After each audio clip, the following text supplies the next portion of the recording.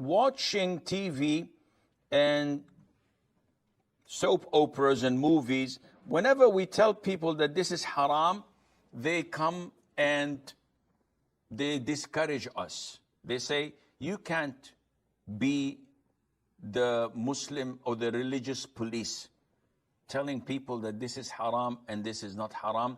This is something between them and Allah, and as long as they're not distracted from watching, from praying, etc., then there is no problem in what they're doing, and it's not diplomatic to go and tell people about wrong things they're doing. This is totally prohibited.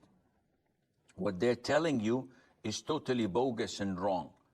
It is part of our religion to enforce virtue and to forbid and prevent vice and evil.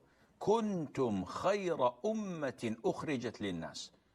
Allah says in the Quran, you were among the best of nations brought forward to the people because you enforce goodness and virtue, and you prevent and prohibit vice and evil. So don't listen to them. Whenever you see an evil, with diplomacy, with wisdom, with fine preaching, you have to tell people what is wrong. If they listen to you, alhamdulillah. If they don't listen to you, on the day of judgment, no one would hold you accountable for not advising them while seeing them do something that is wrong.